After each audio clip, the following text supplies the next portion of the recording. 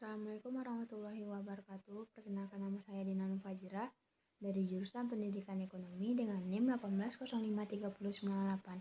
Pada video kali ini saya akan membahas materi pertemuan ke-12 tentang konsep supervisi pendidikan di mata kuliah Administrasi dan Supervisi Pendidikan. Supervisi dalam dunia pendidikan menjadi sangat penting dilaksanakan karena berpengaruh terhadap kinerja guru sekaligus pada hasil pembelajaran. Supervisi ini sangat dibutuhkan dalam proses pendidikan dikarenakan ada suatu hal yang mendasari seperti perkembangan kurikulum. Dengan berkembangnya kurikulum, maka guru-guru dituntut juga ikut berkembang. Kurikulum berkembang sesuai dengan perkembangan zaman, di mana semakin lama zaman semakin canggih. Oleh karena itu, lulusan juga diharapkan mampu mengikuti perkembangan zaman yang salah satu caranya melalui guru. Guru-guru harus mengembangkan kreativitasnya agar dapat mengikuti perkembangan kurikulum, sehingga lulusan yang dihasilkan juga mampu bersaing di dunia pekerjaan. Untuk meningkatkan kreativitas guru dan pegawai lainnya, maka perlu diadakannya supervisi pendidikan, di mana supervisi ini adalah memberikan bantuan atau binaan kepada guru dan pegawai atau staf lainnya agar dapat memperbaiki kinerjanya dan bekerja lebih baik lagi. Jika kinerja guru dan pegawai atau staf lainnya telah baik, maka akan berpengaruh terhadap hasil belajar. Baiklah, Dina akan membahas materi yang pertama, yaitu pengertian supervisi pendidikan.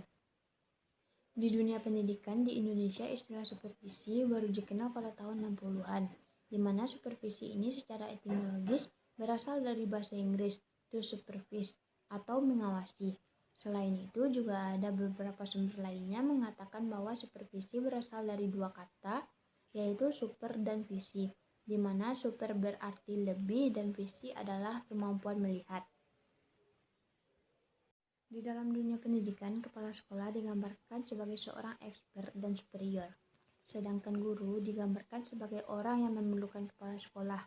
Supervisi dapat diartikan sebagai suatu aktivitas pembinaan yang telah direncanakan untuk membantu para guru dan pegawai serta staf sekolah lainnya dalam melakukan pekerjaan secara efektif, sehingga memperoleh hasil yang baik.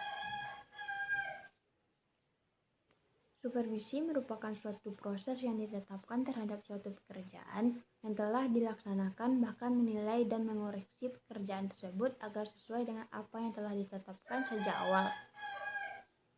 Supervisi ini juga dapat diartikan sebagai pelayanan yang diberikan kepada guru agar guru dapat menjadi seorang yang profesional dan dapat melaksanakan dan mengerjakan tugasnya dengan baik terhadap peserta didiknya.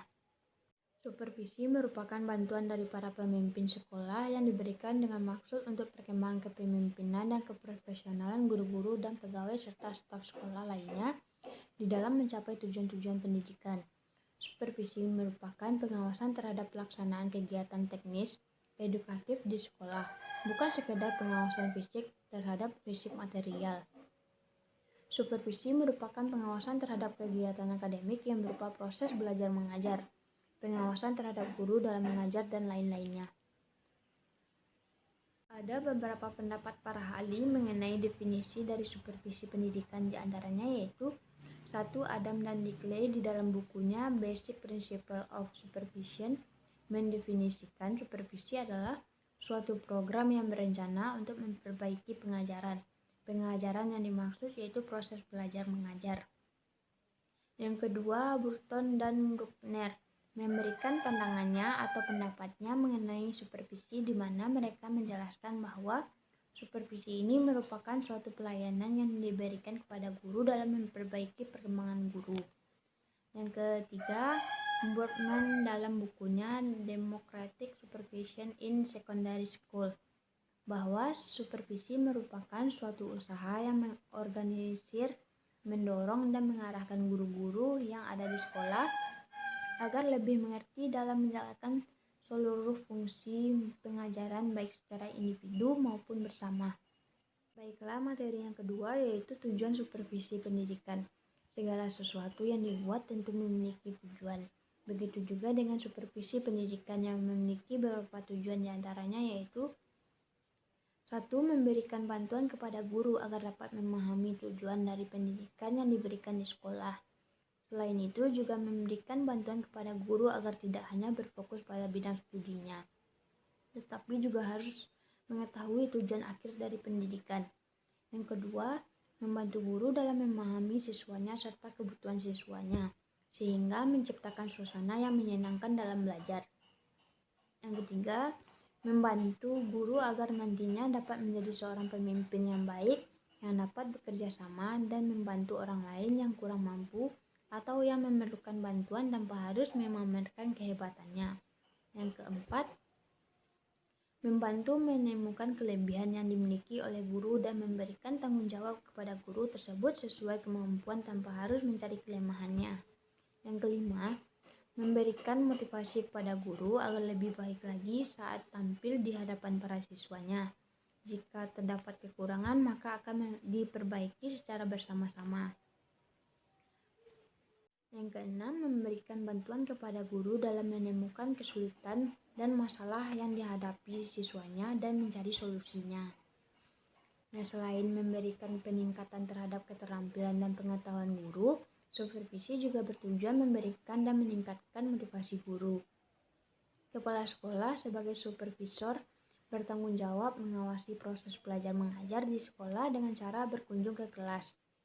Selain itu, kepala sekolah sebagai supervisor juga memberikan dorongan kepada guru agar selalu mengembangkan kemampuannya dan menerapkan kemampuannya di dalam proses mengajarnya, serta juga memberikan dukungan kepada guru dalam mengerjakan tugas-tugas dan tanggung jawabnya secara sungguh-sungguh. Supervisi memiliki 3 kegunaan, yaitu pertama, bagi seorang supervisor. Supervisi ini dapat berguna dalam meningkatkan kemampuan dalam memberikan arahan terhadap supervisinya. Yang kedua, dengan adanya supervisi juga memberikan kegunaan bagi guru, yaitu dapat meningkatkan keprofesionalan guru dalam melaksanakan proses pembelajaran. Dan yang terakhir, supervisi ini berguna dalam memberikan bantuan untuk menciptakan suatu tujuan yang diharapkan. Terdapat 3 prinsip hubungan kemanusiaan yang apabila dilakukan maka supervisi akan mencapai tingkat kegunaannya. Materinya selanjutnya yaitu prinsip dasar supervisi. Dalam pelaksananya, supervisi dilakukan berdasarkan beberapa prinsip. Di antaranya yaitu 1. Prinsip ilmiah, di mana berdasarkan prinsip ini, supervisi dilaksanakan harus berdasarkan data yang objektif, di mana data yang diperoleh harus didapatkan dengan observasi yang nyata, bukan didapatkan hanya dengan cerita belaka saja. Yang kedua, prinsip demokratis. Dengan prinsip ini, supervisi dilakukan harus dengan musyawarah. Jika permasalahannya dengan guru, maka guru harus dilibatkan agar terciptanya rasa kebersamaan dan kekeluargaan. Yang ketiga, prinsip kerjasama, di mana prinsip ini memberikan rasa saling berjuang bersama dan tidak menimbulkan sifat yang individual. Yang keempat, prinsip konstruktif dan kreatif. Supervisi dapat dilakukan dengan cara yang nyaman dan menyenangkan sehingga mendorong guru agar kreatif dan tidak takut. Di dalam prinsip dasar supervisi ini memiliki prinsip negatif supervisor, di antara lain yaitu 1.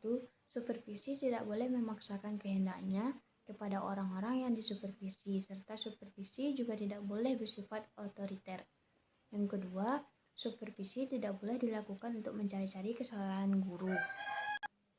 Yang ketiga, supervisi tidak boleh tergesa-gesa mengharapkan hasil dan mendesak bawahan, serta seorang supervisor tidak boleh cepat putus asa. Materinya selanjutnya yaitu ruang lingkup supervisi.